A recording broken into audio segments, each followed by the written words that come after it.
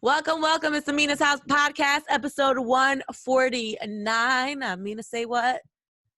Shayna B. That's the one. I'm Sherlock Homeboi, aka Garnett Briscoe. I'm in the building. Look, it's back to good old times, just me and you. Yeah, this reminds me of pre-pandemic. Yes, pre-pandemic. Yeah. So we had the perfect storm of situations. All of our cast members are jet setting. Shayna is in Atlanta, and Dex is coming back from St. Lucia. Apparently, he made it, and it looks like his coronavirus test came back negative.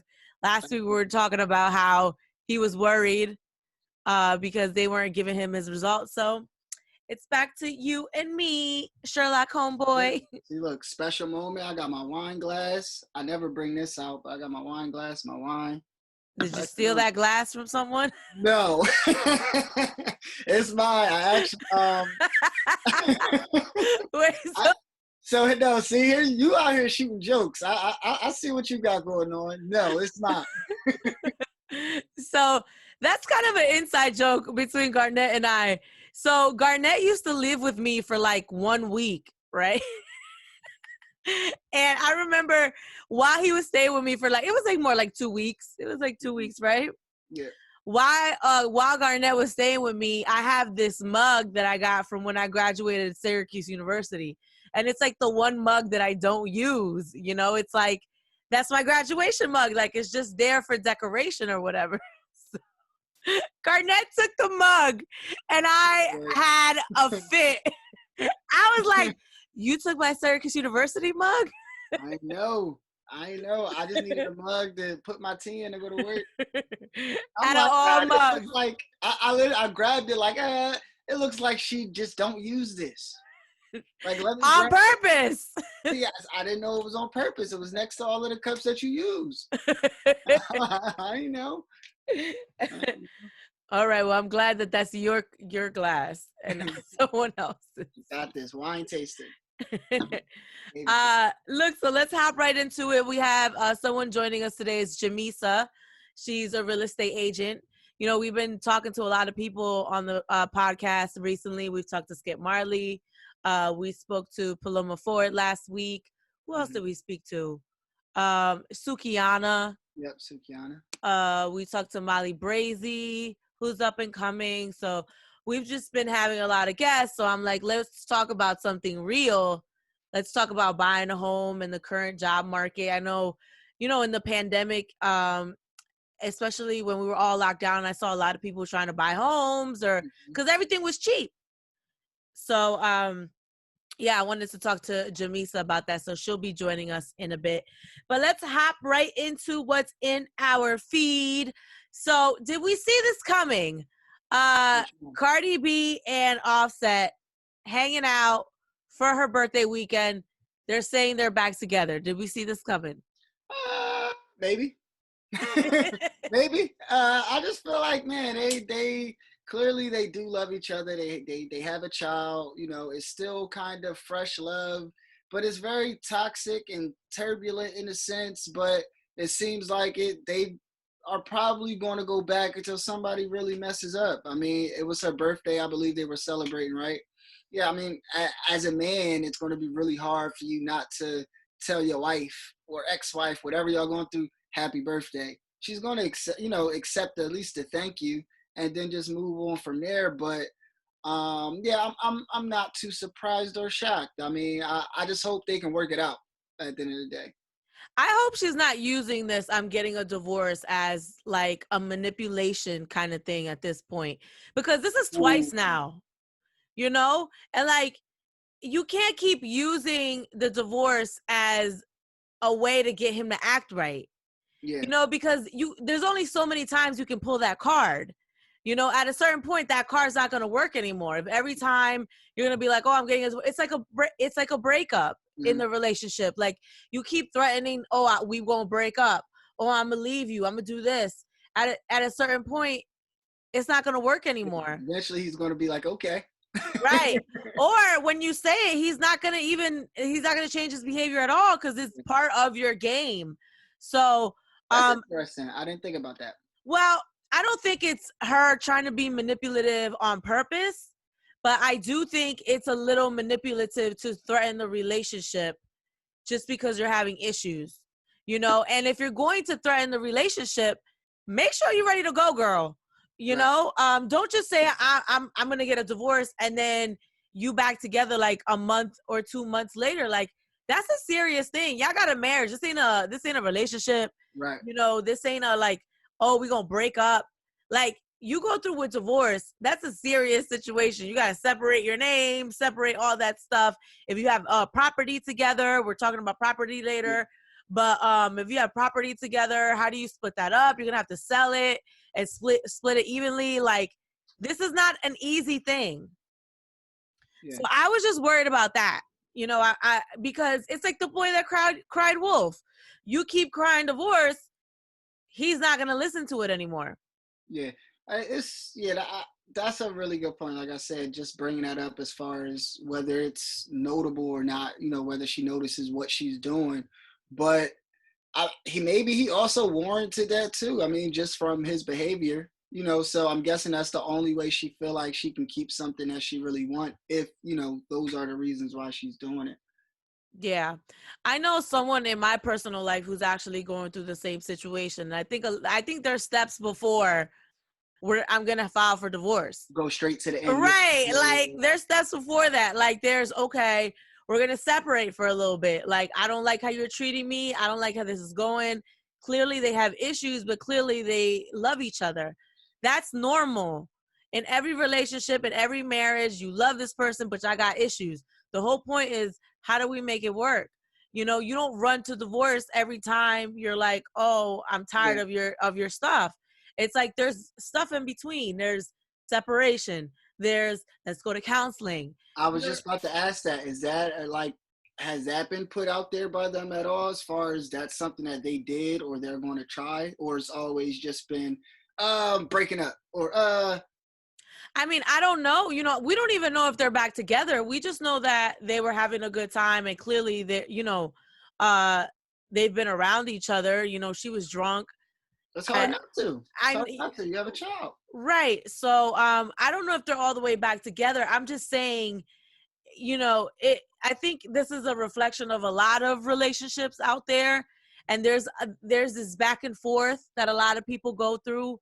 And I just think that people need to be careful with the divorce card or the let's break up card, because I mean, if you're gonna run away from stuff every time it gets hard, like it's just gonna build a bad foundation. Yeah. You know, like, I mean, I don't know if they've talked about counseling, but I know in our communities, the second you try to tell a man like, oh, I think we need to go to counseling, like that's not gonna go.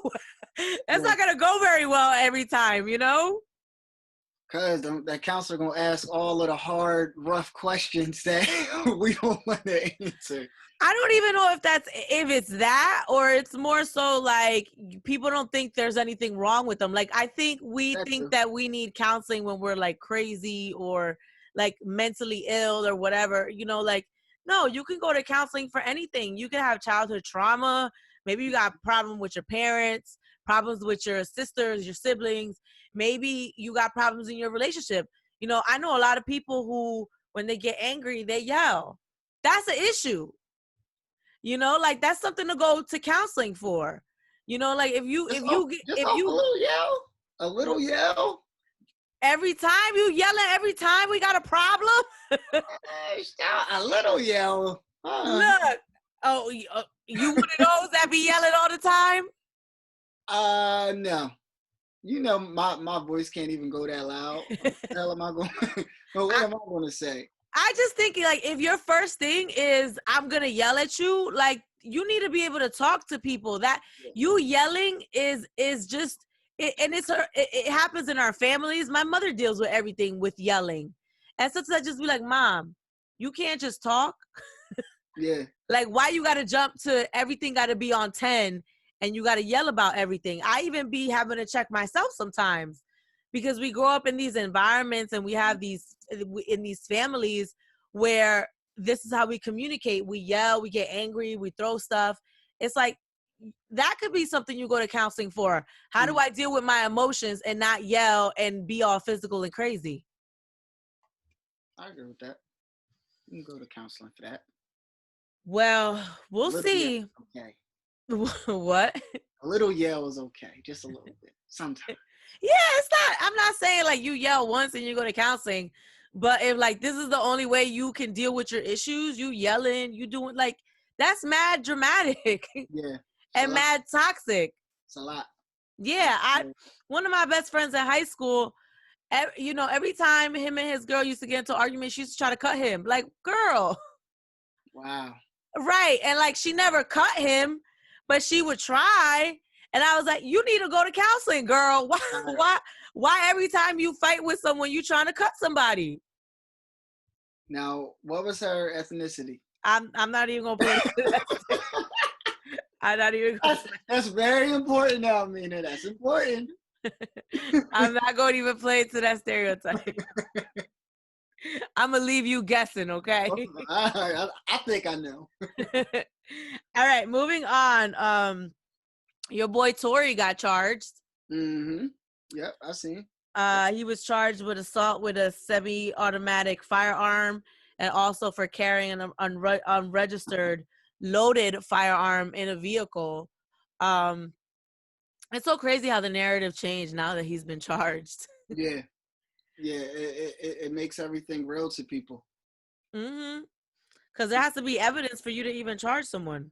Right. I mean, yeah, it's just a lot out there. How I feel about it. I mean, if this is something that he did do, yes, he should be charged, and yes, he should be persecuted as well. I also believe the deeper thing than that is what do we do to the people that we persecute for the crimes that they did? I feel like because of these things, it's a lot of what we was talking about, counseling and therapy. I feel like needs to get attended to, because if this is true, if this is something that he did or anybody else that's involved in this situation, probably need therapy too. Because we need to know where that anger generated from. Like, why? Just what we were talking about. Why did it go from 1 to 100 in a split second? What was the thing that made that happen? Is it just negligence? I don't believe so. I would like to believe that all of them are, pretty intelligent and know right from wrong. So from there, I would just say it's a deeper thing. I do believe that, if these things are true, he should be, prosecuted. That's a horrible, horrific crime to do to anybody, if these things are true. But there also has to be some kind of resolution to that as well. And I feel like these talks have to be had within our culture and within our community so these things won't happen again. So, I mean, if everything, goes bad for him or whatever, he could be a walking testimony on, how to get through situations like this and how to come out a better person. So I think at the end of it, I just hope everybody become better people. Yeah, I mean, I think he blames it on the fact that he was drunk, but I'm like, I've never been drunk and wanted to shoot somebody. Like, well, there's like there's something under there. It's not that I was too drunk, there is something under there to explore, and it goes back to like kind of what we were saying before, how some people don't know how to deal with their anger in the moment where they're having like an argument in a relationship. And people literally go 0 to 100. They go from, let's talk about this, to yelling and screaming and crazy. And in this particular situation, shooting. So it's like, these are things that we have to deal with in our community, where it's like, we need to learn how to deal with our emotions a little bit more. Mm-hmm. And like, we're all, it's something everybody needs to do. I need to do it. Everybody needs to do it. There's stuff sometimes where I'm like, damn, why did I let that get me that angry or that riled up?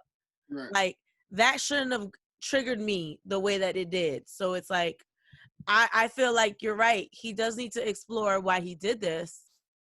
And I think that, for Megan, this really is a vindication for her, because a lot of people were still not acknowledging or believing her story because he wasn't charged. Mm-hmm. To be honest, I don't think he's gonna do jail time. I mean, do you think he's gonna do jail time? I mean, I'm not sure. It really depends on, I guess, what goes through. I know it said together he's facing up to, I guess, like 20 something years, I believe. I think it's Um, a minimum of 8 Minimum of 8. and then a max of 24. I think I read. So yeah, it's just rough because you also never know if the people that make these decisions really want to make an example of someone, especially in a situation that they kind of have the right to if these things are true. So I'm not sure. I'm not sure even with does he get deported? Like what really happens in this situation? Is he not allowed back in the U.S.? What's the stipulations? Yeah, so I'm not sure if he's gonna do any jail time or anything for it. Um, yeah, that's kind of all I got to say on that a little bit. Yeah, it'll be interesting to see what happens here if they do deport him. I didn't even think about that, to be honest. So I think they would probably deport him before they give him jail time. I just think that they're probably gonna have him do probation and Mm-hmm. stuff like that, like probation, and pay some fines and do some counseling. I really think in this situation he needs some counseling. Yeah, just it's inexcusable for anybody in that vehicle or to leave that situation with a bullet wound of any Right. form. Especially whether it's drinking or not. And to definitely have a woman on the other end of this situation is very, very scary. It's very scary. So Yeah, who knows? I mean, I wonder if Megan wants him to go to jail. probably not. She handled it in a way where I think she also feel bad for him in a sense, but dude, you shot me. You get what I'm saying? It's Right. still like, I got bullet holes because of you. yeah. It's like I really don't want to, put you in a position to have you go away because I know what that means. Right. That's ending a lot of, you have family, but at the end of the day, you did also make the mistake. So Yeah, I mean that's always an uncomfortable position when someone does something to you and you know that, like, okay, you did wrong, I want you to be punished for it, but at the same time, you don't want that person, especially like thinking about a man being put into the system. We know all the long-term repercussions that come from being involved with the system, period. mm-hmm. So in this current like climate, you do feel bad, you do feel guilty, but at the same time, this person shot you. Like, Yeah, you gotta do what's right. right, like, and not only that, but it sends a message of like, you can't go around just shooting people thinking that there's not gonna be some kind of and then go make a song retaliation. about it. And you got to look at how things added up. Maybe if you don't drop that album, this don't happen. Like what was how did they feel about everything? Right, exactly. Like, is there any remorse in what happened because you dropped the whole album? That's another good point. So our guest is joining us. Hello, Jamisa. You're gonna have to turn on your. You know what? She is a pro. Okay, girl. How are you? All is well. How are you? Good. Welcome to the Mina's House podcast. We're 2 members short. They're jet setting, but myself, Mina SayWhat, and Garnett Briscoe, aka Sherlock Homeboi. we are both here. Hey, girl. I was listening to the conversation. It was very interesting. That's why I had it muted because I was over here talking to myself like, right. So what do you what do you think about that? Tory getting charged and kind of the difficult position that Megan's in I mean, they were dealing with each other. They were together. There was a romantic relationship there. It's clear.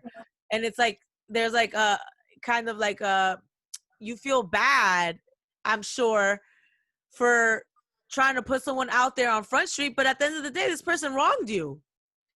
I feel like there's a level of accountability that has to be had, one way or another. I just think since they are celebrities, their lives are put in front of us to see. It could have been like an error. I don't know what happened, because how do you shoot somebody in the foot by accident? I'm not sure. Like, I'm not sure. I just think that the transparency of it all would make the difference. Like, him just taking accountability, apologizing, saying, hey, I did this. This was wrong for whatever the reason I did it. Not making excuses. Not, oh, I was drunk. Not, oh, it was this. We are humans, and we do things sometimes that we're not proud of. It's just for them, some of their not so proud moments are not in the dark like ours. Like, if I do something bad, y'all not gonna know. Right. Unless I make it a public thing. And for them, they kind of have to deal with it in front of everybody, because it's embarrassing for her too, I'm sure. Just having to make that decision in front of everybody, that's pressure. Like, if she forgives him, it's us judging her like, oh my God, you're stupid, why'd you do that? If she doesn't, it's like, oh, you're putting a black man in the system. Like, it becomes a thing. And it's unfortunate that it has to be viewed in the public eye, but I do think that there's something that needs to happen, because there is something to be said about just gun safety all around. It's crazy. Before we got here, I was driving with my son, and he's 7, and we talked to him about like just gun safety. He'll tell you guns are to protect yourself, they're not toys. Don't aim it at something you don't want to shoot. Just stuff like that. And I think that out in the world, it's like a cool thing to have a gun, or a cool thing to, because they say he's not even supposed to possess a firearm. That's what they right. said. It was a gun he wasn't supposed to have. And I think that even though he is a celebrity, seeing him reprimanded in front of everybody might set the tone. You know what, too? I think for him, if he really admits that he did this, I think his career, I don't know, I feel like he might feel like his career is done. You know, especially in the time that we're in, you know, and Megan has really come forward with this whole protect Black women thing since this has happened. So considering the time, I think for him to even admit it is like kind of like career suicide right now. Yeah. I mean, he'll survive it. Chris Brown had a dispute with Rihanna, and that was like, abuse is never okay. And that's a bad thing, but you got to stand what you do one way or another. Like, if you're a good artist, you're a good artist, regardless of your faults and your wrongs. There are a lot of celebrities that do a lot of shameful things, but they still have a fan base. Child, like, look at R. Kelly. I was just thinking that. I just didn't want to go that far, but like, yeah. Oh, we'll go that far, girl, because that I don't understand. A little off. But, you know, when you have a fan base, they're going to rock with you. Because as people, we're people. They do things that's wrong. You can't say, oh, we can't. This is the cancel culture. As soon as a person do something wrong, like, oh, we're canceling them. Yeah. I do think there's room for error, and I do think that everybody deserves a second chance. But before that, you have to be accountable first. Like, second chance from what? You didn't even admit your first wrong. Right. You know? I actually agree. I think that this could be a learning lesson, not only for, you know, the parties that are involved, but for the entire culture on how to handle conflict, how to handle, like you were saying, a mishap, where we could talk this out, take accountability for what's going on, because, right, you know, we're taught, you know, never snitch or never do this or never do that, or to the point where, you know, a person that was done wrong is afraid to speak up and, you know, speak up for themselves about what's right and what's wrong. It took this woman, you know, weeks to even say something. She had to be provoked, and that's not a healthy thing for anybody, let alone a woman in this situation. She should feel comfortable enough to, you know, say, hey, this person did it, and then not feel, you know, get any backlash or ridicule for it. But I do believe that this is a teaching moment for everybody, and I think the accountability would help. I think it honestly would speed up the process of the cancel and then get your fans back. It's inevitable. If you really did this, it's inevitable. Right. You have to go through that process. When you go to jail for it, we're not the judge, okay? The people that's in the court system is the ones who are going to judge you. Mm-hmm. But I think that as a culture, we are taught how to feel, how to think, how to react, and how to behave. And I think that this is very unfortunate and tragic. But this could be like the icebreaker for that, at the very least, because what she's experiencing is a level of bullying. It's a level of bullying. Oh, absolutely. She's being bullied. And then him making an album, I feel like that was the only way he may know to express himself the right way. But it's like, as a celebrity, there is and I'm like dealing with it at a really low level as an influencer. It's like you are a public person, and it's really hard to keep a private lifestyle with that. It's like once you become a person, you open up yourself to the opinions of the world, whether right, wrong, good, bad, or indifferent. So I just think that it's like a nervous thing too for him. Yeah. But you gotta like stand on it. Like if this is what you signed up for, you have to like stand on it. Mm-hmm. That's it. To be honest, it's kind of annoying me that he's dragging this out. Like, yeah, it's like inevitable. It's on. You are on my nerves. Like, if he would have came and like, yo, look, I shot her. I was wrong. I think I would have more sympathy. Now he's working. He's irking my nerves now. Cause now I feel like he playing with it. Like, no, I didn't do it. Like, all right, well, who did then? You playing a lot of games. You say, oh, Kelsey ain't do it, which is Megan's friend. Then who did it? You playing a lot of games, and that is really, for me at least. And I'm the kind of person, once I'm done, I'm done. Like, I'm done with Trey Songz. I'm not Trey Songz. I'm done with R. Kelly. I'm done with him.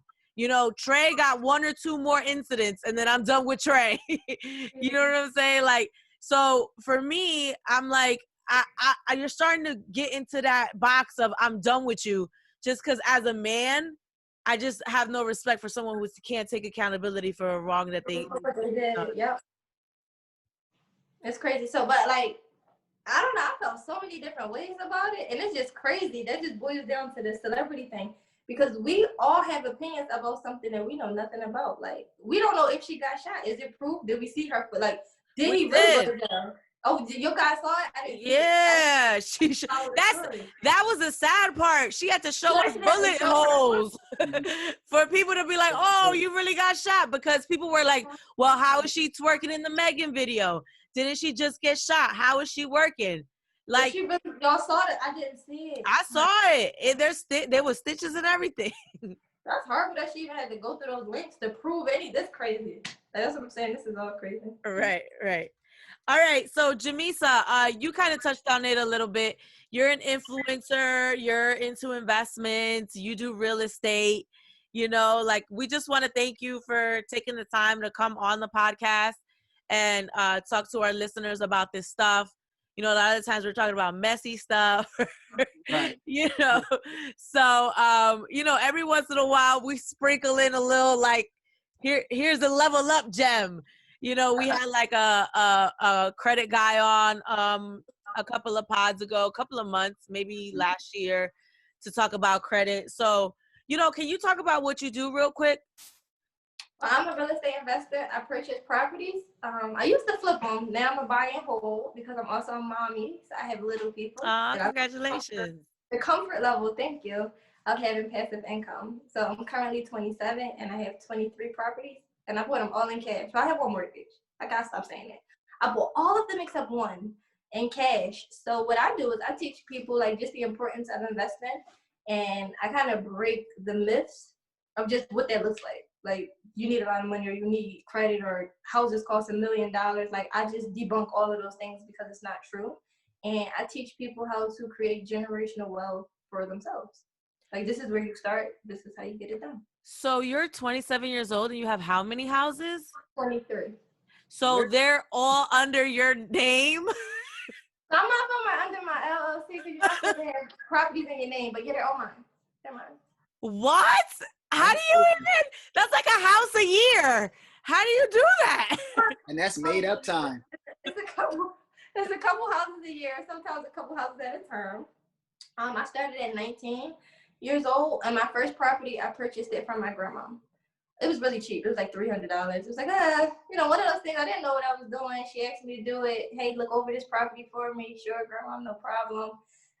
And then she passed away a year later, like after we did it.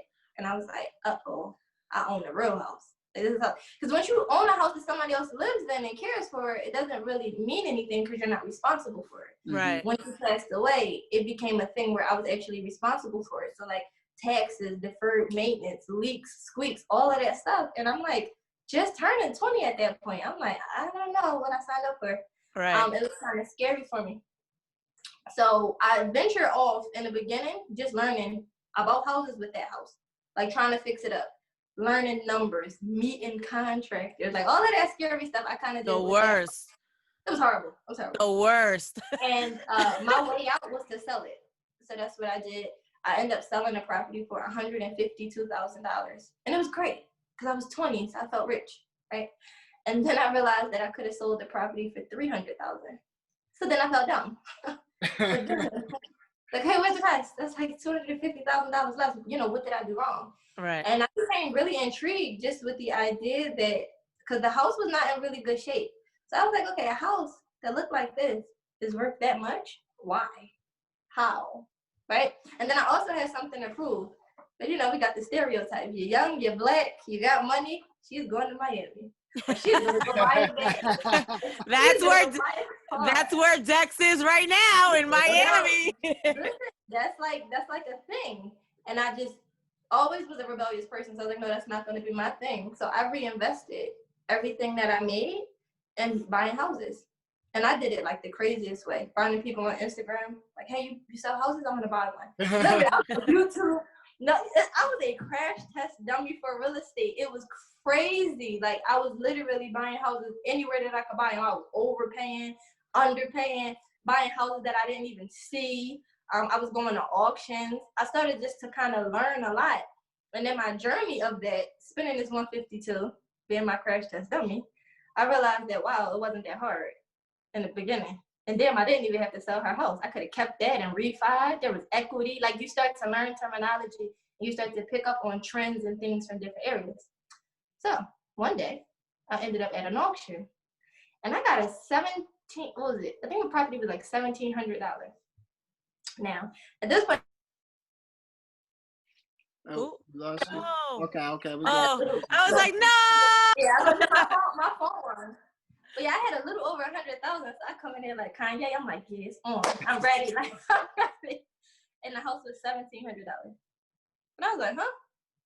I could have did this without money. And then I got one for $600. And I was like, yo, this gotta be a joke. A house?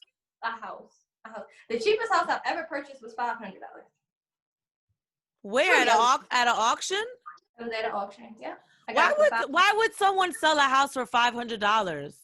Well, it's not a someone, it's more of a something, because it's the legislation. So like a state, obviously, the municipality of the state or whatever city, they have a bunch of inventory. And sometimes, you know, if you ride through a certain neighborhood, you have a bunch of just abandoned properties. They're all sitting there. Right. So their job is to pretty much like recycle those properties and make them taxable again, because they're losing money. If you have a property that's sitting there and the owner died, or the owner just tapped out and say, I can't afford to pay taxes, as a state or city, you're then losing money. So now I got to auction it off to somebody else so I can be able to make money. It's like if you went to a car auction and you got a Bugatti, it's like, why the hell am I paying half the price for a Bugatti? But it's at the auction because obviously its value is not as high as a showroom car. So it's the same thing. It's just a different concept. It's a house versus a car, but that's what ends up happening. So they resell these houses below market value to pretty much replenish their area. So wow, you spoke early. By the way, it seems like you're filled with so much knowledge just from experience, like just hands-on experience, which I think is beautiful. Would you suggest someone to go to school for this? Would that be an easier route, or do you feel like the route that you know were forced to take, you know, was easier, or was it just easier for you? That's a good question. I feel like you asked me so many things. I'm gonna unpack it. So I went to real estate school. I did. Okay, all right. I learned the terminology. I learned how to use contracts. However, being an agent is very different from being an investor. Okay, so being an agent, you work under a brokerage, whether that's like Remax, Berkshire Hathaway, whatever. Being an investor, you kind of have free reign. So I did not get my license. I felt like that was extortion. I told you I was rich till I had 150. I was like, oh, commission? What commission? Leave me alone, right? So I did learn it, but I realized that it was like, really, it puts a cap on you as an agent, because you have to fight for the good listings. You have to get commission. You then have to split it with the broker. It was just a lot of different things. Experience is the best teacher for anything, not just real estate, for any lane. If you went to school to be a doctor and you read all of these books and you were in school for 10 years, those books are not going to prepare you to do open heart surgery. It's just not. Once you see that person on the table and that blood kicking, that book goes out the window. It's fight or flight. You're like, wait, this was on page 52. Yeah, it's like, I'm bleeding. Wait a minute. You know, same thing. Like, I'm a parent. I remember reading all of these pregnancy books. Like, this is how it's gonna go. This is how it's gonna. When it's time to push, you can't even think about what you read. So I think experience is the best teacher. Is it easier for me? No, but I enjoy it more. And that's another thing. It's not for everybody. Mm-hmm. Ownership is for everybody. Real estate as a career is not for everybody. You got to kind of find your lane. Yeah. I bought a house that had a tree in it. It made me want to throw up. I was scared to death. I was like, what is this? I thought tree house is going to the outside. This is the real thing. That wasn't easy for me. Yeah. But being that I was eager and hungry and I wanted to keep learning, it was cool. I survived it. I know other people, that's it. Even down to when I sold the house for $250,000 cheaper. Most people would have, oh, this not for me. I got robbed. I don't know what I'm doing. I quit. Let me just stop. Let me quit while I'm ahead. That wasn't me. I was like, okay, let's go find the 250. And I was on my way. So no, it's not easier.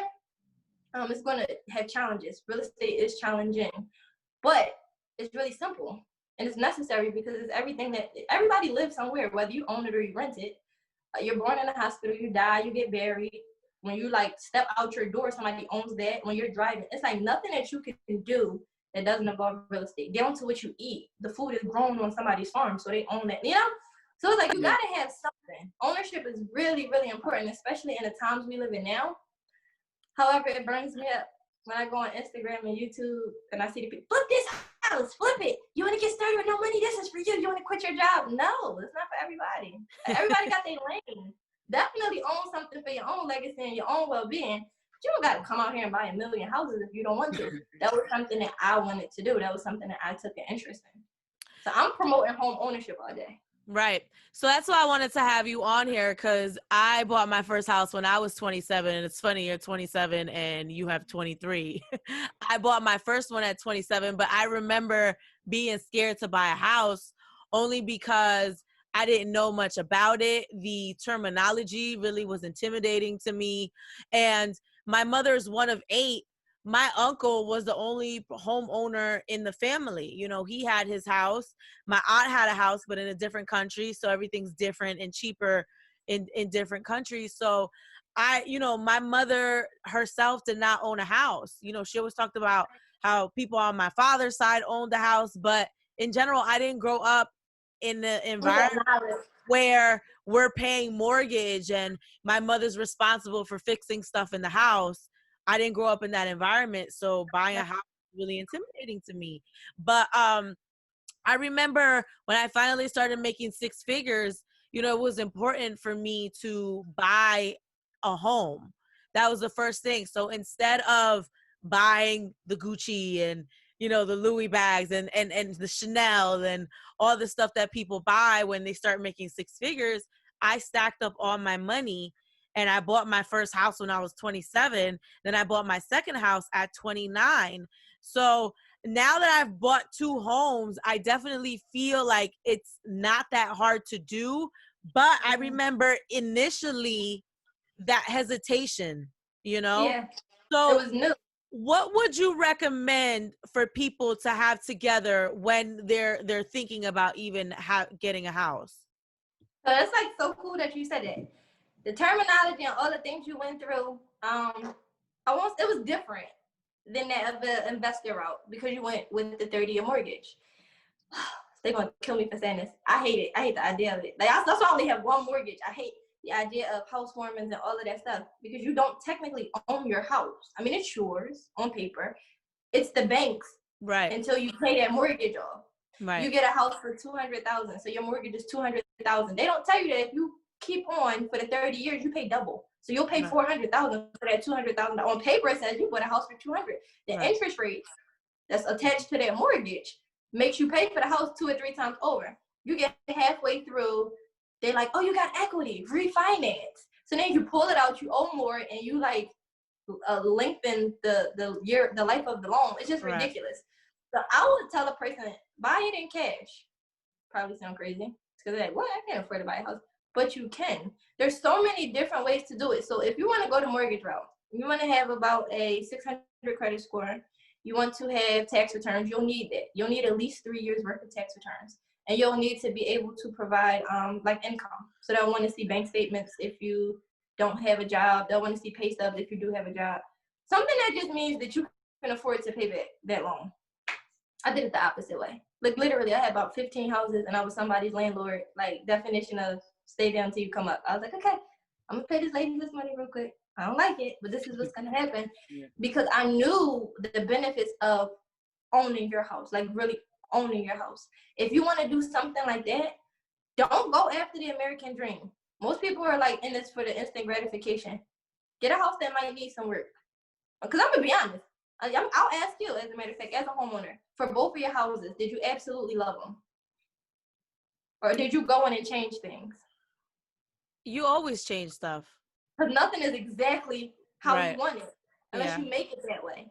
Or so unless you got enough money to buy exactly what you want. Listen, I know people who own mansions. I'm talking about Toll Brothers wine and staircase that go in there like, yep, I want to tile this wall. I want to put LED lights in the ceiling. It's never going to be exactly because somebody else built this house to their liking. Right. It just was close enough to what you wanted, and then you felt like I could just do the rest on my own time. I feel like that. Buy something that might need a little bit of work and the same mortgage that you would pay every month. Instead, take those payments to yourself. Go to Home Depot. Change the paint. Change the floors. Do stuff like that. There's a laundry list of people who are losing houses that they got into 30-year mortgage terms with and couldn't afford to pay it off. Now you have properties that are full of equity, that are priced below market value, that you can move into. So I'm not telling you to move into an abandoned property. That's not what I'm saying. There's actually houses that are move-in ready in livable condition that you can buy super discounted and move right into. What does that mean though, super discounted? Okay, maybe 10,000, 15,000, 20,000, stuff like that. So for a person that's like, I don't have 10,000, I don't have 15,000, you can make it. You can wholesale. So it's me, it's you, and then what is your co-host name? Oh, we have me. Yes. Garnett. Okay, Garnett. Hi. So Garnett, let's say that you're selling a property for $100,000, right? You say I'm going to sell this property for $100,000. Mina, you then say, okay, Garnett, I'm going to buy this house from you for $100,000. You don't actually have to have that $100,000 because technically an agreement to sell has a clause somewhere in there that says if you can't secure a financial obligation, you can transfer that duty to someone else. So you can actually sign a contract saying that you're going to buy something that you can't afford in layman's terms. That's what that means. Meaning you call me and you say, hey, Jamisa, I have a property for sale for $150,000.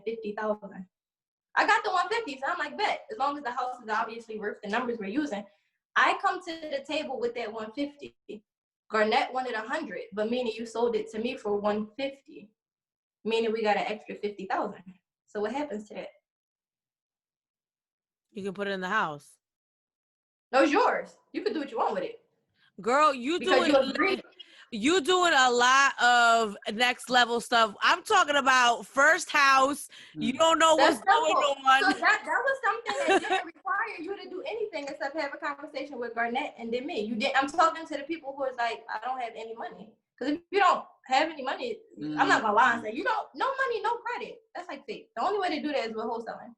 So you tell Garnett you're gonna buy a house, and then you tell me that you're gonna sell me a house, and then you make a profit off of it. That's wholesaling. So that's where you would get that money from to go buy your first house. That's it. That's not next level. That's really simple. That's like if you went to Fashion Over and bought a sweatsuit. You bought it for $20, and you're like, Jamisa, I'm gonna sell this sweatsuit to you for $30. So, same concept. Question. So what if Mina didn't have a Jamisa to go to? Then where does she go? Where can find Jamisa? They all over the world. But she can actually start finding Jamisas before agreeing to buy your house. Like, especially as like a person, you can go on the internet right now. I don't know how they did it back in the day. I wouldn't have been able to survive. But right now, you can go on Instagram, Craigslist, Facebook Market, anywhere and say, hey, I'm selling a house. Right? Like, you can do it right now, right? They'll reach out to you. Can I see the house? Where is it? Do you have pictures? Oh, no, I just sold it. But you buy houses? Ding, ding, ding. So then you meet the people who are interested in buying houses. Build those relationships so when you actually do get something to sell, it's more of a follow-up instead of a looking for Jamisa type of thing. Yeah. Okay. All right. So another question I asked. So you were talking about these $500 and $600 homes you were buying, right? Yeah. How much work do you have to put into these homes overall? So if it costs $500, what does it look like? And then how do you get it up to speed for somebody, to really live in it? Let me see if I can actually share. Let me see if I can screen share this with you real quick. They're horrible. They are bad. I'm not gonna lie to you. They are ugly. I'm actually going to show you my $500 house. It's in here somewhere. But I'm about to sell this $500 house for $18,000 next week. Like, I got it under contract.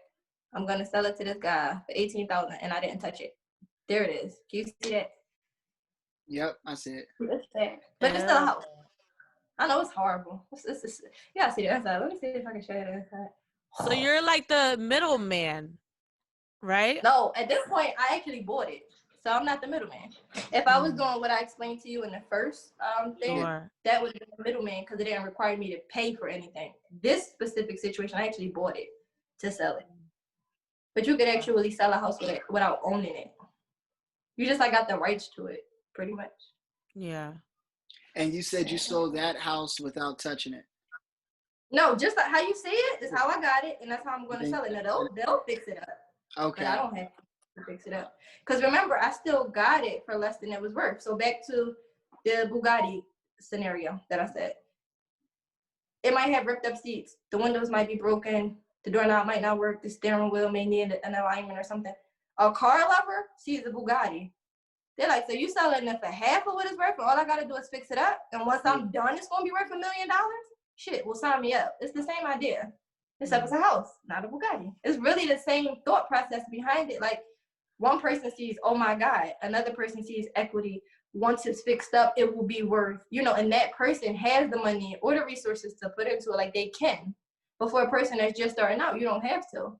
But don't let that be a deterrent to you not getting started. People start when they don't have the means to like my grandma's house, it was worth $300, $350, something like that. As is, it was worth what I sold it for. I couldn't have fixed it up. I didn't have the means, the knowledge, I couldn't do anything with it but what I did.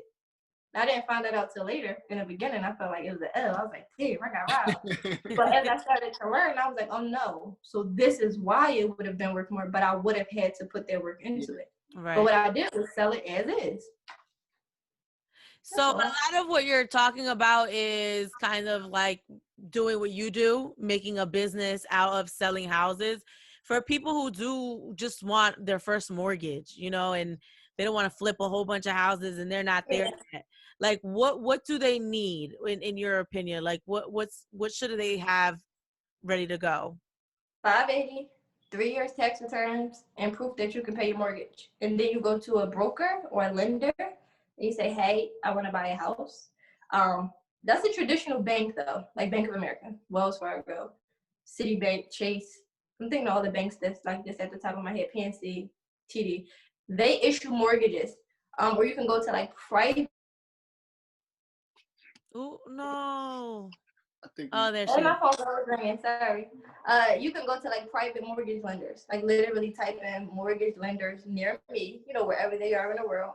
Mm-hmm. And then they'll ask them for those requirements. Like, hey, what's your credit score? Do you got 3 years tax returns? And how much do you make? And then based off of what you show that you make, they'll tell you, okay, you're bringing $100,000 a year. You can afford this type of house. Based off of what you showed me, I'm willing to give you $80,000 to buy a house. Yeah. And then you would take that and go buy an $80,000 house. How much should someone have saved, in your opinion? Well, that's ballpark. When it comes down to like purchasing your first home, they have grants for your closing costs, but your closing costs really depends on the property that you're buying. Because your closing cost is a percentage of the full amount. So if you're like buying a $80,000 house, they'll tell you, hey, you have to bring 5% to closing. So it'll be 5% of the $80,000. Mm-hmm. So that number for your closing cost would depend on how much the house is that you're buying. But just to get started, and that's the thing, some people close with no money because the property was that cheap and they got a grant, or they did like that's what my homegirl did. Yeah, seller financing, or you'll have the lender, they'll give you credits. What is that called? Seller assist, stuff like that. So you don't need maybe like $1,000 just to start, but it would really depend on the amount, like how much your house will cost. Right. So there's no real general number with that. The more your house is going to cost, the more that you need for closing. I could tell you that. Yeah. So how much are you making now off of like just flipping houses? A lot, but I don't flip them. I buy them. Oh, hold on. I'm the What first we talking millionaire in about? my We family. talking like She said a whole No, lot. literally, I'm the first millionaire in my family, both liquid and asset based. I oh, make a lot. congratulations. Thank you. Just when you were talking about first, I was like, I know that feeling. I know that feeling. But yeah, I make a lot. You would be disappointed. I have two 30-year mortgages. I'm not disappointed because like I said in the beginning, it's not for everybody. But the fact that you own those homes, right? Once you do get finished paying those mortgages, that's a legacy. That can be a retirement plan. If you ever needed to tap into refinance, meaning like pull the equity out. Equity is the value of a house minus the debt you have on it, right? So let's say you got a $200,000 house. Once it's paid off and you don't own anybody yet, the value of the house is $200,000. Yeah. You got $200,000 in equity you could borrow at any time. Right. Pull it out and use that to go do anything you need to do. Decide you want to buy another house, buy a car. Like if you ever need it for something crazy, like, hey, listen, they selling tickets to the moon. I need $1 million to go to the moon. Real estate can buy you that. So I'm not disappointed. That's the way of life for some people. Like I think, cause back then, for especially like for like you're not old really, but for like older people, it's a level of comfort that comes with what you know. You know that they're your houses because you know your mortgage is in place. You're comfortable with that. Same thing back in the day. The older people were just okay with home ownership. They worked, they retired, Social Security, I own this house. But they never in their mind thought more of it. Like, damn, this house the same house I sold was my grandmom's. She died in a very different financial situation that I'm going to die, that my children are going to die in. You know, but it's just because my thought was to take it further. But you got to do what works for you. I'm never disappointed. If it works for you, shit, as long as you lay your house and you be fine with it, it's not a good or a bad thing. You know what it is? It's just a sense of like, this is mine. Even though I own, I owe the bank, one day it's going to be mine. And it's not going to be 30 years because I'm paying extra on the mortgage. Extra. Yeah. So to like, cut down the interest. But like, there's something there. It's almost like having a 401k. It's like, this is stuff that I have that my mom didn't have. So it's a sense of like, I feel like I'm doing just a little bit better, You are, and that's what it's really about. Each generation should just do a little bit better than the last generation. And I won't say a little bit better, because it might be a little bit to you, but there's people who are your age who don't own anything at all. There's people who died and didn't own anything. You get what I mean? So I think you're doing great. And I think that's what it's really about. It doesn't matter if you do it my way or if you do it your way. The key is just getting it done. Because like I said in the very beginning, flipping houses and being like a real estate person, not for everybody, but ownership is definitely a key part of our existence. And I think more people should just take part in that. Don't look at it like the far side, like that's a lot. Like that Jamisa, that's too much. Don't look at it like that. Just one house at a time. Because you bought one house, and if you were okay with settling, you would have just stopped there. You said, no, I want another one. No, I want another one now. Like, now that's what I I'm have about to say. Like, it's all I do. But I'm saving up the money to buy it. But I didn't realize, like, when you think about I gotta buy a house, I don't know why, at least for me, I think like, oh, I gotta save like 10, 15, 20. Like I'm thinking like I gotta stack that. You told me 500? Like I could do that. Anybody can do it. That's the thing, just making it more normal, because the sad part is my very first time at auction, there was not a lot of people that looked like us. There was not a lot of people sharing the knowledge with us. That wasn't what it was. It was a lot of other people that knew, like, we're gonna come in here and buy these neighborhoods up for dirt cheap, but the information is not frequented, it's not shared amongst us. So that's why I make it a point to say, no, that's a real thing. You could definitely go buy it. I'm trying to find a receipt. I got a $1,700 property receipt in here somewhere. I can't find it. I know I post it on my Instagram all the time. Let me see if I can do that. I remember, I think in Detroit, I forgot what was happening, and they said they were selling houses for $1. And I remember thinking, like, there's no way they're selling houses for $1. No, that's a real thing. They do have dollar houses. That's the thing, for sure. I remember dollar parties, not dollar houses. For real. But so people would just buy them and kind of like work on them and then just resell them. I also have a question for you too.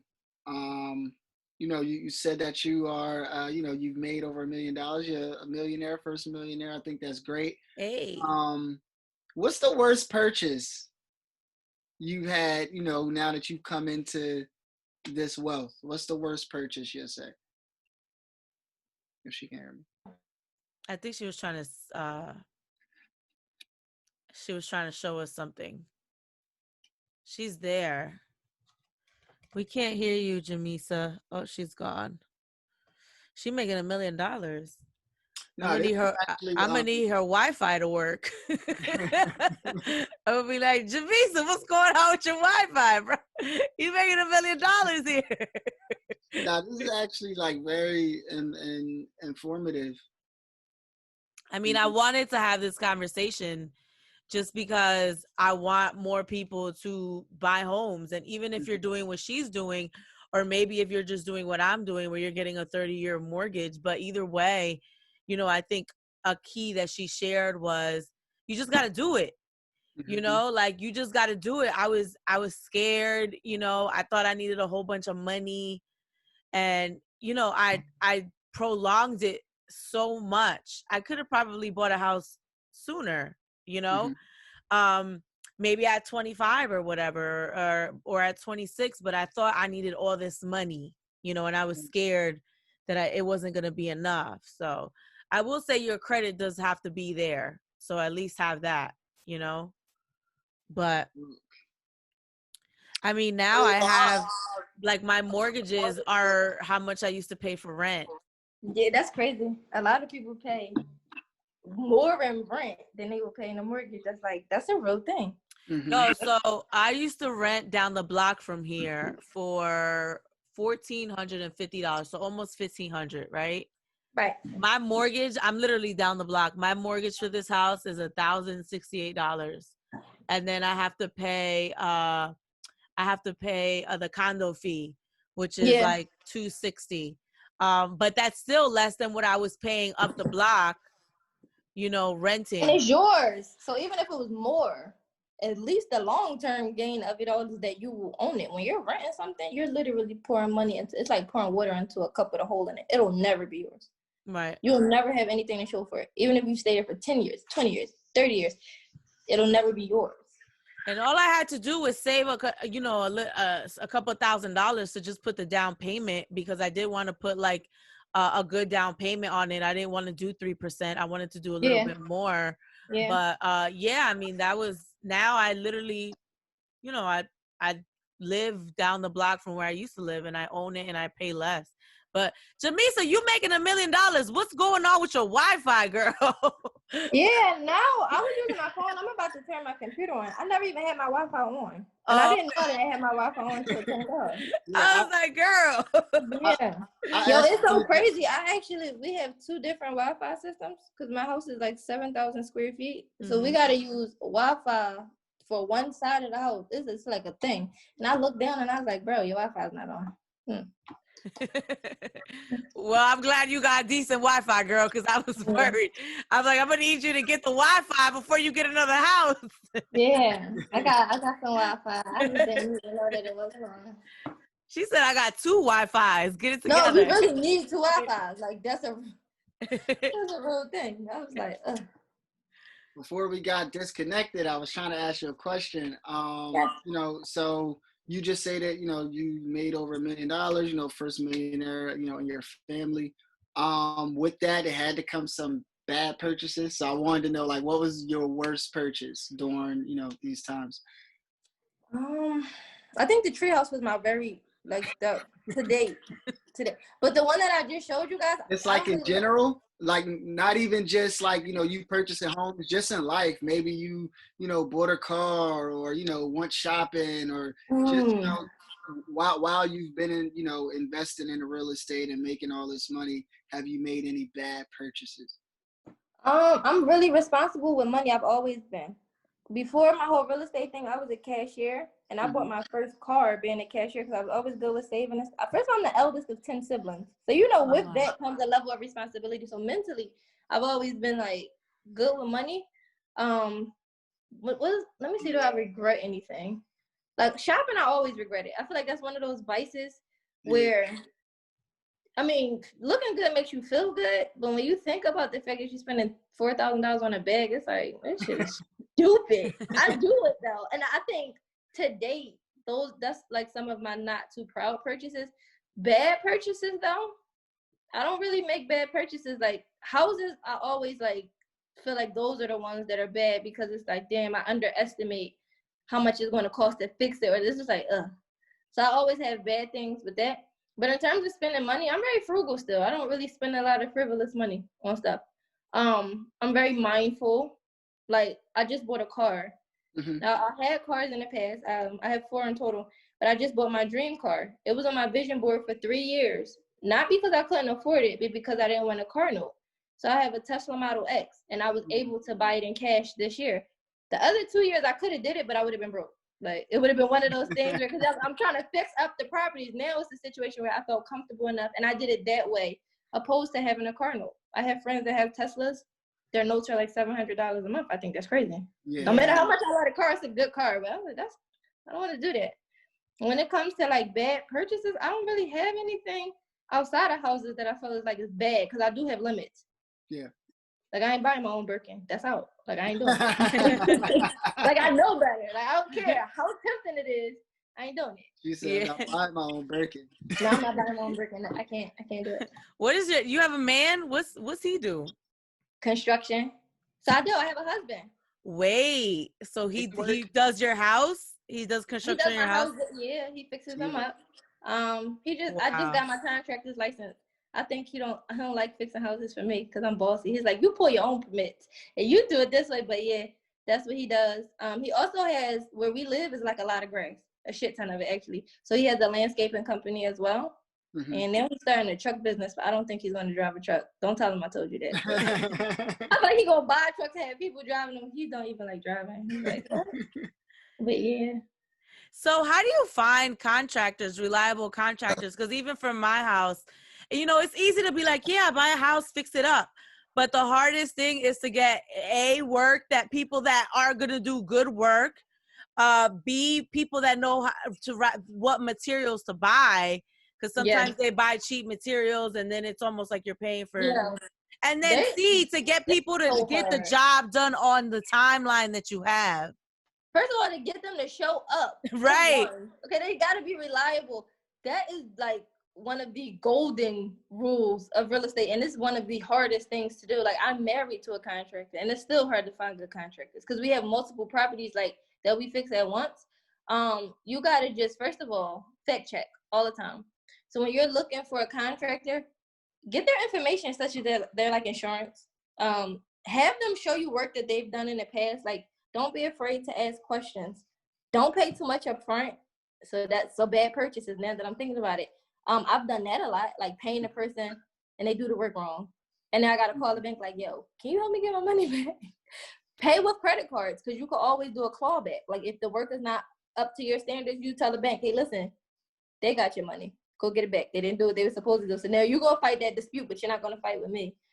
You do have to just trust people though, because there's no real thing to look for outside of previous work.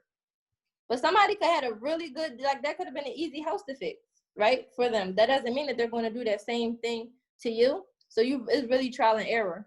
There's no like secret to finding a good contractor. Yo, because I've struggled so much with contractors with both of my houses in general that what I started doing is they got like home warranties now. That they sell. So you pay like every month you pay into the warranty and literally anything in your house that breaks, they cover it. But obviously it doesn't cover basic stuff like flooring and that's your house, right? Like your primary, right? Yeah. Yeah. Well, so my mom lives in one house and I live in the other. Yeah, I was about to say for primary, they don't offer that. I mean, for investments, they don't offer that. So it's easier. Oh, wow. I'm switching over. That's me. I'm leaving from my cell phone and I'm getting on the desktop. Uh-huh.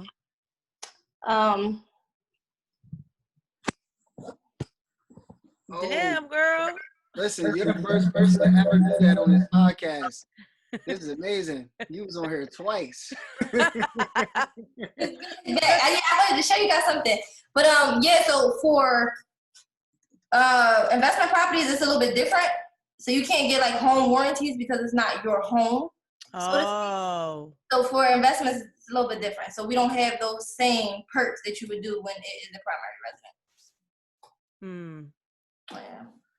So what are you sharing with us? Oh, listen. So I'm on realtor.com. Something Mm-hmm. really simple that you can do just in the middle of the night when you're on your phone. That's what I do in the middle of the night. We're gonna find properties. You mentioned Detroit. You said Detroit. It's a lot of different areas that do this too. So I'm gonna put my max at $10,000, so I can just kind of show you guys 8, 8, 10, 8, 3,500, and then these still can be financed too. Mm-hmm. So the way that you got a mortgage was through financing. You can still finance these deals. So you'll find a property that's 8. So you'll tell the bank, hey, I need 8,000 to buy it, 20,000 to fix it up. Like they do still have financing for stuff like this. 5,000, 83, 5,000, 5,000, 83, 83. Where's another place that's really good? All of Ohio, for the most part. Chicago has really good numbers. 5,000, 5,000, 2,500, 5,000, 10,000, 5,000, 5,000. Collectively on this interview is 3 of us. We can get 5,000. Yeah. Right. And then go sell it to a person for 10,000. So then we profited 5,000. You get what I'm saying? Without touching it, without fixing it. But I just want to make it a reality. $4,900. I have a bag. That's a little bit less than it. Like I have a bag. That's a little bit closer. I got a Chanel box bag that's 6,000. This was 7,500. You get what I'm saying? Like this is the real thing. And this is not a software you gotta pay for it. Realtor's free. It's a free website. I just typed in realtor.com. But I just wanted to show you guys like these are pending. So when you see pending, that means it's like selling. Yeah. But like that's a real thing. So I wanted you to see just like how simple it is. Because you're like, hey, I'm saving money.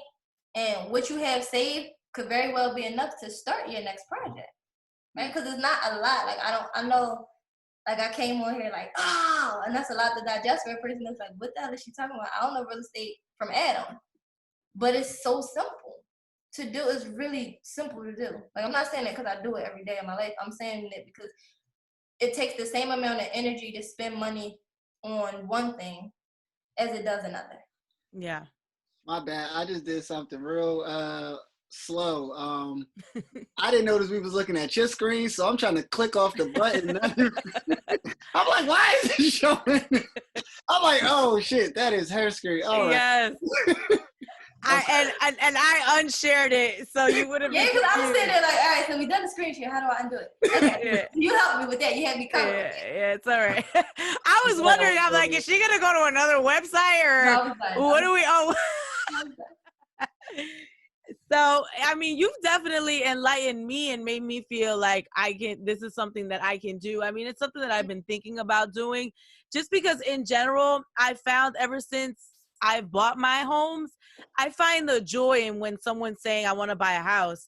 And I literally go through and start looking and sending, or even when they're saying, I want to rent a new apartment.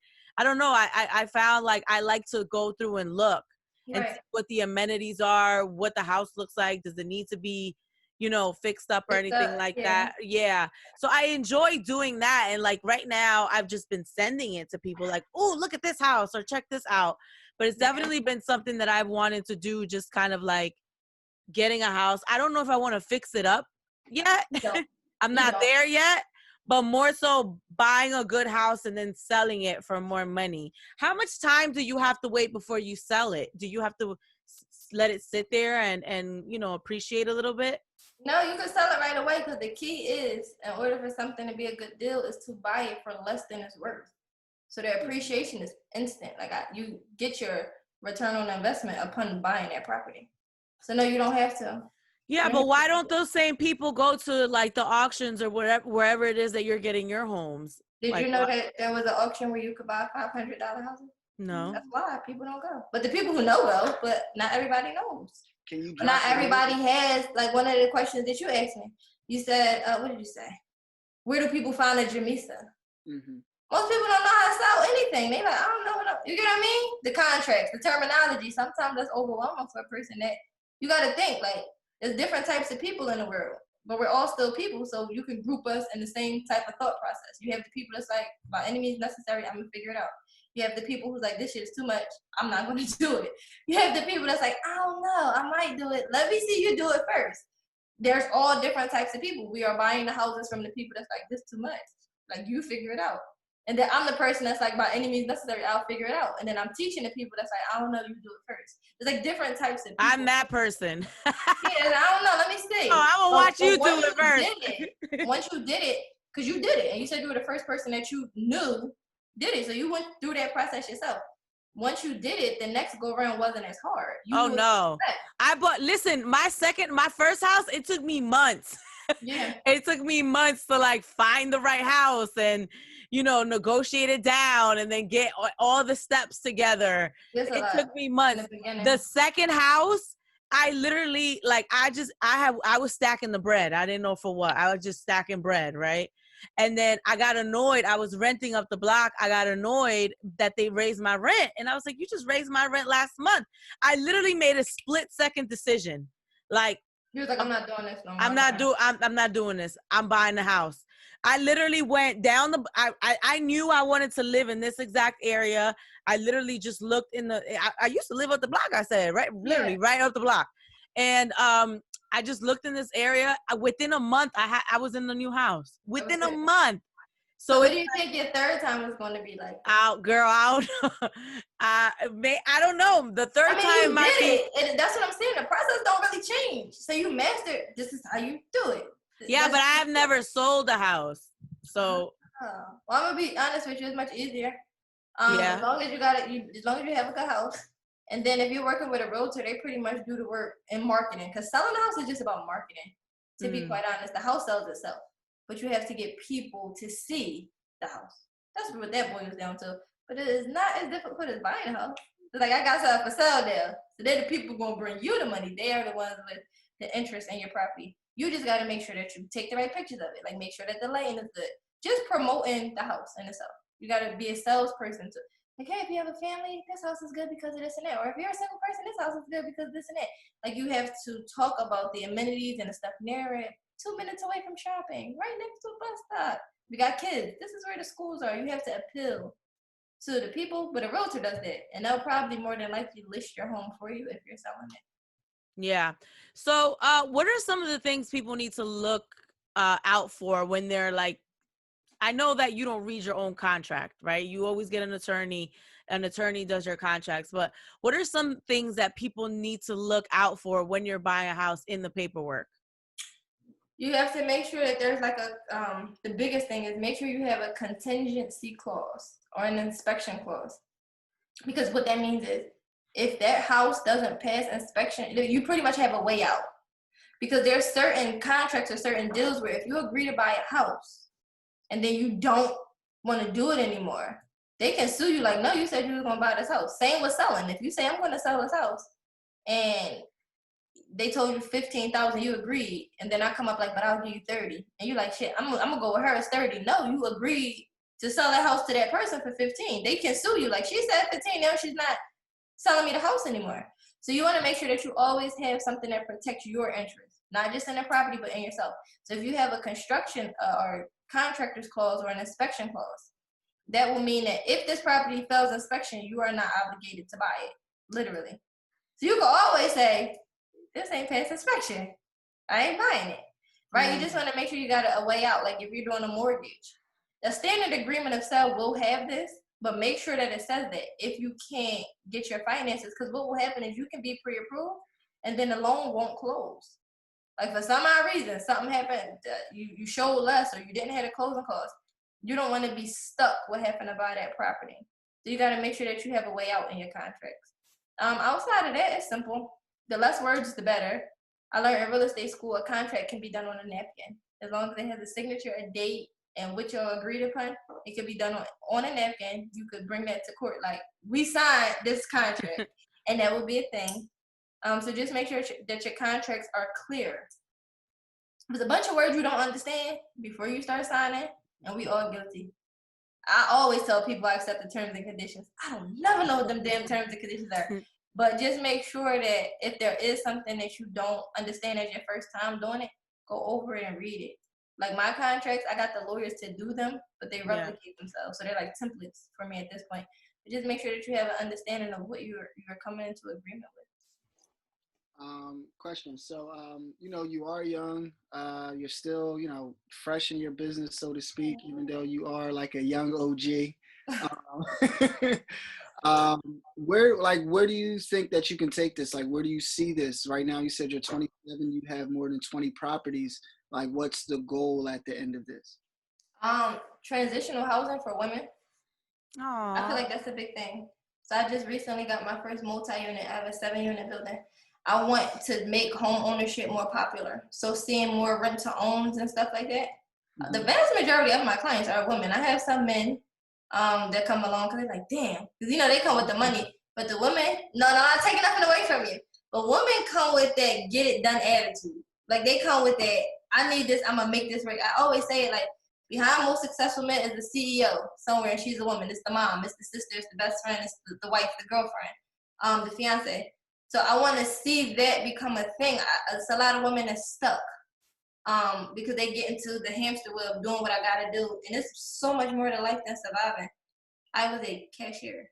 Like, I can't minimize that. I could buy a supermarket today if I wanted to. I'm not in agriculture. I don't feel like it. But I was a cashier. So I'm that person that's like, yo, if I can do it, you can do it. So I just feel like I can change the world in just small aspects. It's not going to be an overnight thing. But if I get 5 or 6 people to really just like get it, then I can change anything. And so far, I've helped over 300 people buy houses. Like, I've done it. Like, I'm actively still doing it. So what I want to do is get them like younger, like the 18-year-olds, the 17-year-olds, because adult women, they know what they need to do, even though we don't always do it. When the time is right, we know what we got to do. We got to figure out what we want and we go for it. When you're about 17 and 18, you need to be molded. And I just feel like if somebody would have talked to me at 17 and 18 before I signed those papers, I could have did stuff a little different. Maybe I would have already had the credit going in, so I didn't have to sell my grandma's house.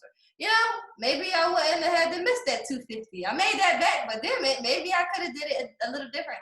So I want to do transitional housing for women, and then just like some things for adolescents. When you're 17, even 18, you're a woman, but you don't know what the hell is going on. You still finding yourself. You don't know what it is you want to do. You don't even know what's possible. But sometimes life comes at you so fast, you don't got time to sit and digest it. You're so busy doing without the direction. Let me ask you, with the recent housing market and how it's kind of been, is this a good time to buy a house? I know a couple of months ago it was, but is that still the case right now? Yeah, I was about to say it's perfect for a lot of reasons.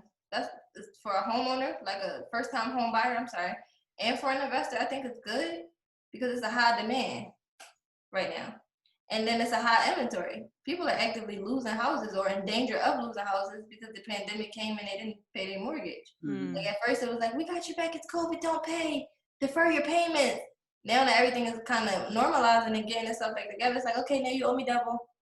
Like, it was people who did the deferment and they don't owe 4 months rent. Bro, I wasn't working them whole 4 months. So you set me up telling me that I would get a break, and then you broke me in half. And when they don't pay those 4 months rent, it ends up in auction. The same auction that I'm talking to you guys about. So I think it's the perfect time because you could actually approach those people prior to. Like, hey, don't lose it at auction, sell it, and at least make something for it. Or just for people who are buying their houses, you're able to get really good deals because the stakes are higher now. Can you take me to auction? I can. The auction rate, some of them started to open. Like, I know Baltimore's open. Philly's not open. How does that work? Is it like, I got 1,000, I got 2,000 sold? Is it like that? Exactly. She was gonna say, open a bid 1,500. I have 1,600. You're 17. But you gotta say the full number. She'll say that. She say full amount, please. So you can't say 17. You gotta say 1,700, 1,800. 1,900 is crazy. It's not as fast as a car auction, but it's exactly what you just said. You stand up, go back and forth. Somebody stops, going once, going twice, sold. Please come forth with your payment, please. You ever paid a house at auction? Just like I can imagine it probably gets a little competitive, right? Yes. So you're like, you at some point, like, okay, I don't want her to lose, her to win, right? Yeah. Have you ever overpaid for a house just because you got competitive? No, but I see other people do it because they didn't want me to win. I already know what I'm going past. Like, I come in with set numbers. I'm not gonna go past this. I don't care how bad I want it. If you gonna overpay it, I'm gonna let you do it. But no, I've never not gonna do it. I've never overpaid. So when you go to an auction, do they tell you which homes are going up for auction prior, so you have time to do your homework, or is it on the spot? Yep. So they do actually tell you what's selling ahead of time, and you have time to do your homework. Problem is, it's never enough time. They auction off almost 1,000 houses a month. You ain't researching all them houses. Like some people say they're gonna do it. Some people will pick a select few and research. I just go in with my own set number. I feel comfortable spending $10,000 for a house because I know at the very least it's worth more than $10,000. You get what I'm saying? So like I just come in with my own number. I don't even bid high on houses. Like I'm not going into the 30 and 40,000 unless I really know what's going on. But you have time. You can pull it right up on your phone. I'm quick. I have the app up on my phone. She says the address. I type it in, and I can instantly see how much it's worth. So that will tell me, don't bid past this. Like it's a simultaneous thing. She calls out the address. I type it in, and it's like, hey, don't bid past this amount on that property. Because you can see it. It's like public records. Realtor.com. You type in the address, it'll show you what recently sold in the area. Right. I don't know. This is what's selling. I'm not going to. Yeah, and if you put money into it, it can be higher. You can. Or I could just sell it as is because I know it's worth more. Yeah. It's not always about having that money. I think that's the part. Like overthinking it, it's like I gotta put money into this for it to be worth it. No. Yeah, I think I would be that kind of person because I'm not putting work into it. Like I hate even getting contractors to my house. I had this dude.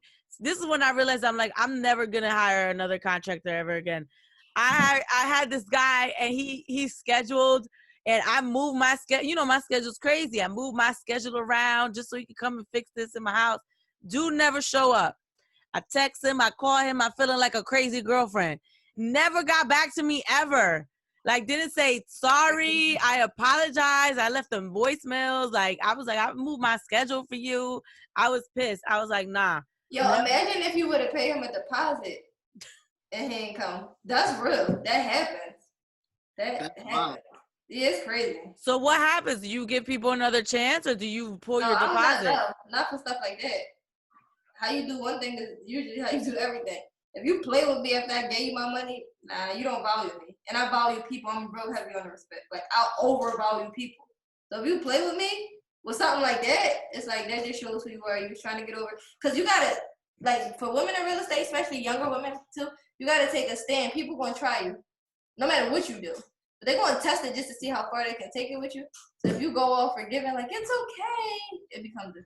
So yes, I'll forgive a person, but I'm not giving you my money again, and you're not going to work on none of my projects again, no.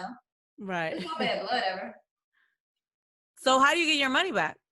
So for me, I literally had a situation where I'm still trying to get my money back. I had to file a civil suit. If you have their insurance, which is why I said always have your contractor's insurance, you go straight through them and get your money back. If you pay with a credit card, your credit card company gets your money back for you. Don't go paying them in cash. Don't do it, because then you'll never get your money back. Right. Yeah. Damn, girl. Now, so once again, you're very knowledgeable. I feel like even, after this interview is done, I'm probably going to go have a conversation with my friends and my family about everything. Yeah. But everybody, once again, don't have a Jamisa like us to talk to. So where can these people just look up information to get the jewels that you're dropping on us? Like, where can they look for it? For properties or just information on properties? Just the information in order to get the properties, the things that they necessarily don't tell us. Nobody really tell you. You can go on YouTube and piece stuff together, just watch certain videos. I do it all the time, so you can definitely come to me. It's my shameless plug. But I give a lot of free information, though. It's not even stuff that you got to pay me $1 million. I don't got time. I have 4 children. I ain't going to tell you to pay me $1 million for me. I don't even know if I had that time. But I always put out stuff, I write ebooks. I go live on Instagram all the time to share it. I'm Rosebud's Investments on Instagram and Facebook.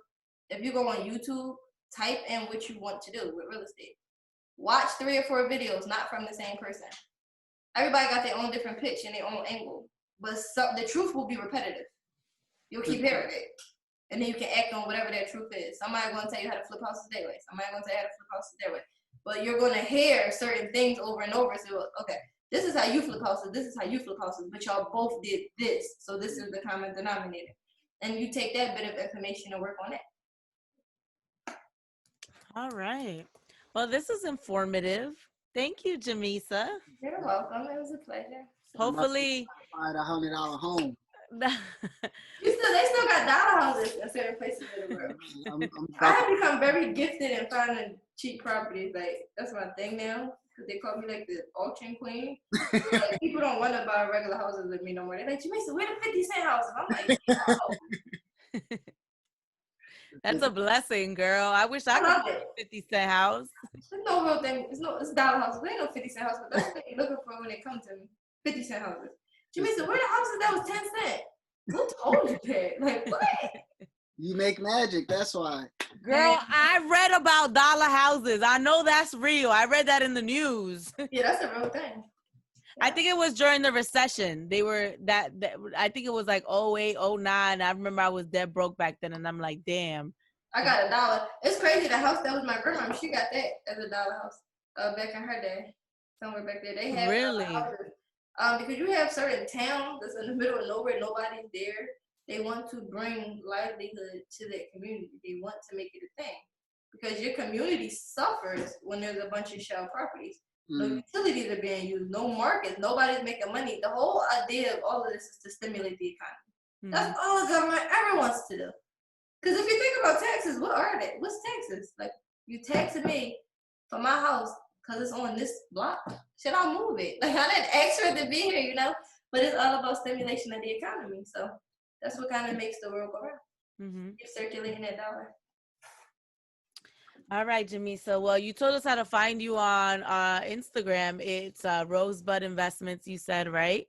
Yes, Rosebuds, plural, because my grandma's name was Rose. So I named that company after that. Aw, that's sweet.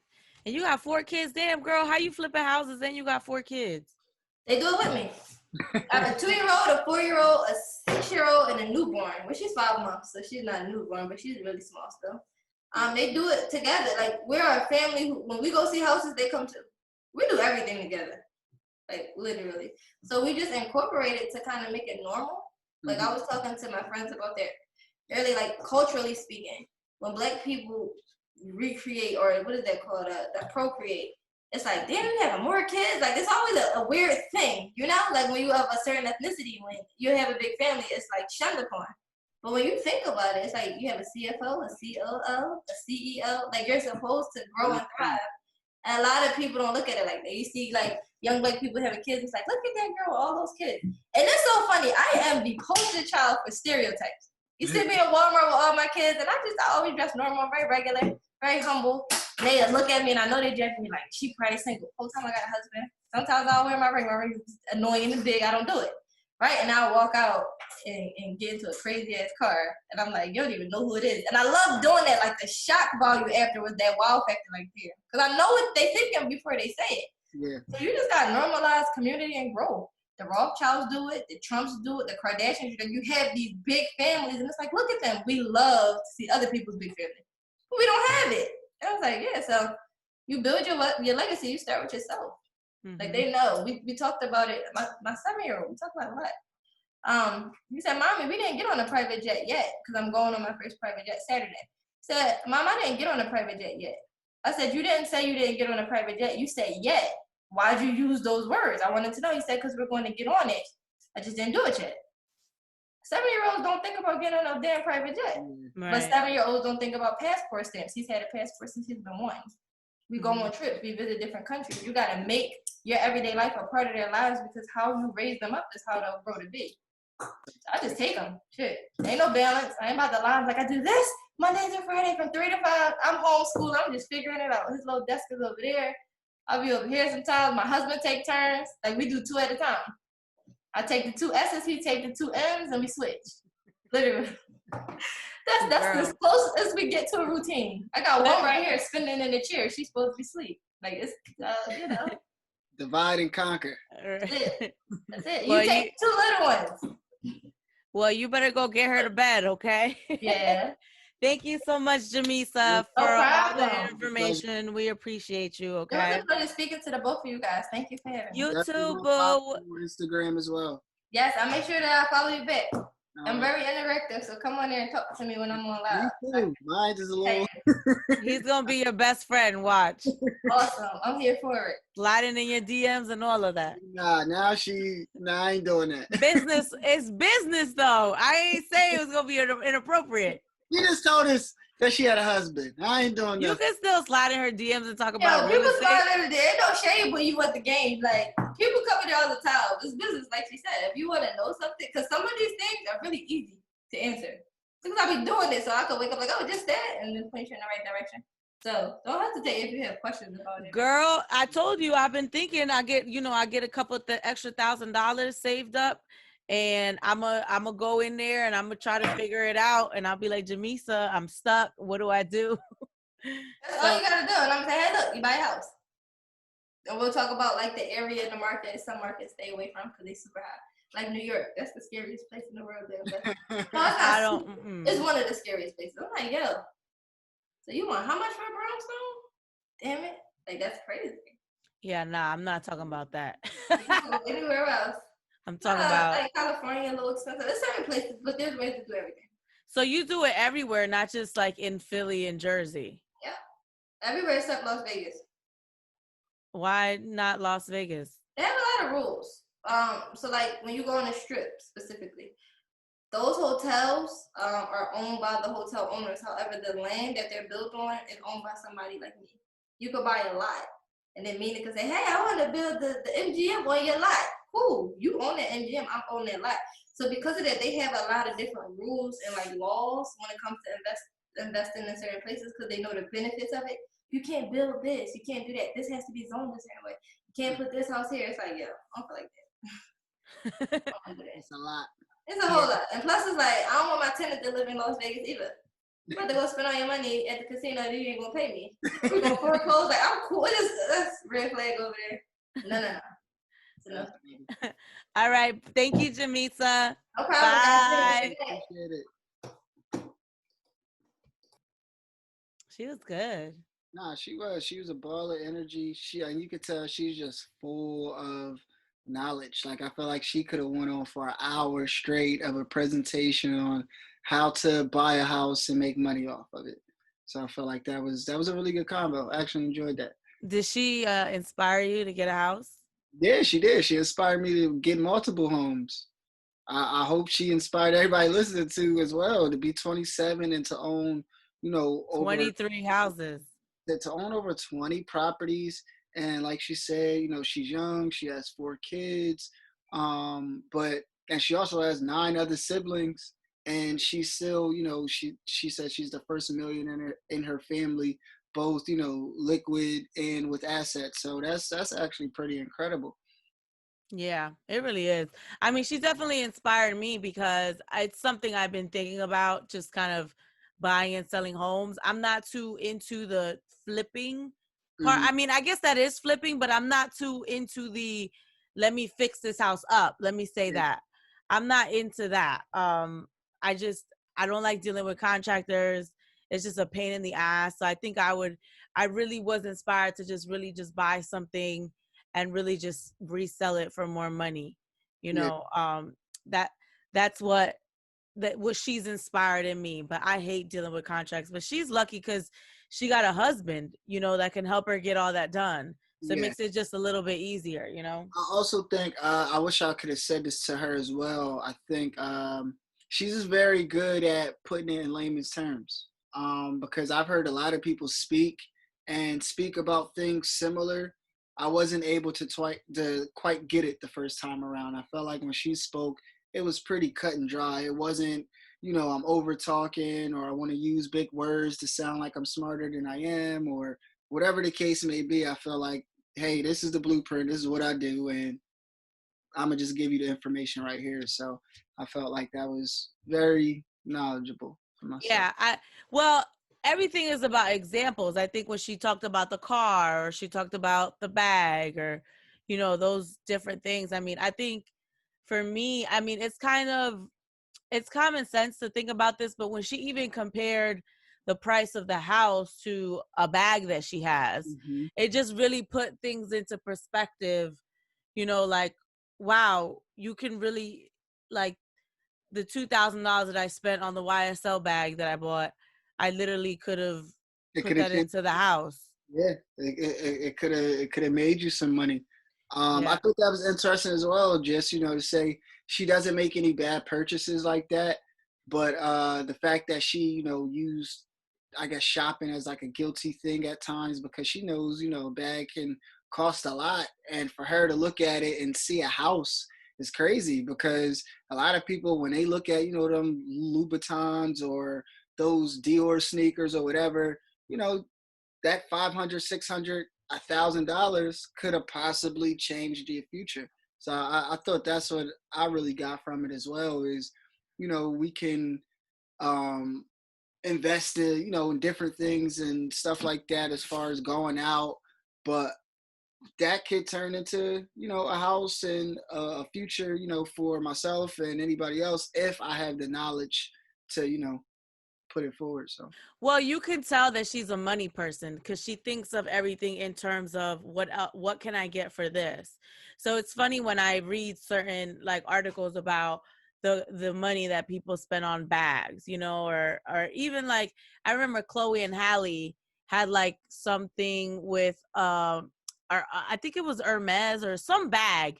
mhm. They were promoting some bag, and out of curiosity, I literally just Googled it to see how much the bag was. And I was like, this is 3 months of my mortgage, So it's like, I think just thinking about finances in that way will help you be a little bit more responsible with the money. And it's not that, eventually you can't go and buy those things. Mm-hmm. It's more so like just prioritizing, like doing something that will make you money now and doing the sacrifice now so that you can benefit from it. And then later on, not even be guilty about buying something that's a little bit more extravagant because you have the money. Yeah, I thought that was dope what she said too, as far as she could have purchased her dream car 3 years before she actually did, but she had to discipline herself to know that right now just isn't the right time for what I want. And I thought that was cool too to put out there. So Yeah. So, all right. Well, I'm going to wrap this up because we did have a topic for today, but we'll save it for next week when everybody's back here in the house. So I think this is really good. I feel really good about this. And I hope that the people listening out there can really, I hope it inspires someone. Maybe, maybe you are similar to myself prior to me buying my house in terms of it was just intimidating to you, or you didn't think that you could get it done, or you didn't have enough money, or maybe you didn't have the credit that you wanted to. I hope that this inspires those people to know that, there are grants out there to help you out. There is money that can help you get a house, like she mentioned, and then make it something that you can actually do, make it obtainable. mm-hmm. And what I gathered from all of that as well is just don't get discouraged. She was put in a situation she had no clue she was going to be in, with the unfortunate pass of her grandmother. And now look, she just kept pushing and kept going forward and kept trying to learn more, and didn't run away from, what was on her plate at the time. So just don't get discouraged when they're hitting you with the numbers. And if your stuff isn't up to par right now, just keep pushing forward. And y'all better follow her because you I'm can following. listen. You can get run into some issues that she'll probably help you out. Yep. It really doesn't seem like she's one of those people that is trying to sell you something. It really just seems like she's one of those people that just wants to spread knowledge about ownership and us being more in control of our finances and our lives. Mm-hmm. I never really share this story, but I think, one of the things that really inspired me to want to get my first house that I bought was for my mother. It wasn't even for me. The second house that I bought was for me. But the reason being is because when I was in college, it was the last year of me being at Syracuse University, and this is when the recession started. And there was a situation where my mother lost her job because a lot of people lost their jobs in the recession. It's kind of like what happened recently. you know, where like out of nowhere, people just started losing their jobs and the economy went down and then the rent went up. You know, it was just like a series of bad situations where my mother ends up, you know, we ended up having to put all that stuff in storage and my mother ended up staying with my aunt, you know? So like when I would come back from college, I really didn't have anywhere to come back to. You know, my mother was staying with my aunt. My aunt had a 1-bedroom apartment and she has 3 kids and they're all in college. So literally we all came back from college to this one little 1-bedroom apartment. So it's like, I think that kind of put a little bug in me for a couple of reasons. One of the reasons why we were able to, you know, get kind of we weren't really thrown out of the house, but we had to leave the house was because we were on a month-to-month lease. You know, and it taught me a valuable lesson about housing. Like, you never want to be on a month-to-month lease because someone could just be like, I'm going to raise the rent, you know? And if you don't have the money to pay the rent, you have to be out by the end of the month. So it's like, it doesn't seem fair, but if you don't have a long-term contract, you know, a year or 2, you're SOL and you don't have anywhere to live. So it taught me about making sure that specifically with your housing that your contracting is together. But then it also taught me, like, if I owned the house, it would have took the bank months to get me out, you know, especially a mother with a child. It was just me and my mom. So it's like the value of owning our own stuff. So people can't tell you, oh, we're going to raise the rent next month. You know, what's crazy? I told you the story about how I used to live up the block and my trigger was he raised my rent. And I think I have some trauma from that situation that happened when I was a kid. But when he raised my rent, I think it like struck something in me where I was like, nah, bruh. Nah. You don't want to, you know, feel like somebody was taking advantage of you. I think that's pretty, you know, that's a pretty normal thing in that situation. Like you said, you wake up one day, you know, everything's set. You have your budget already, you know, for the month, and you know, you wake up and, oh, okay, you raise my rent, you know, X amount of dollars. All right, I can do that. But the second time and the third time, it's like, oh, so you talk about in a year, we talking about a 20% increase in rent because you keep going up every month. So so that literally triggered me to like turn around and just be like, yo, I'm out. I'm buying a house down the block. So underdoing them. That's right. Pulled up down the block. That's right. So, and the house I got is a lot bigger. See, look, and I got an extra bedroom. That's right. So yeah, but yeah, I hope, you know, people go out there and at the very least just, you know, buy a house, own something. Do research. I know that's what I'm going to do, you know, based off the information I just received today, talking to you, Mina, and Jamisa as well. Just do some research. Have these open, you know, conversations and dialogue to see where other people is at. I think that's another thing within our culture. We don't really talk money and how to progress forward with it, you know. So I think this is opening up another thing, at least in my life, you know, opening up another conversational piece. So.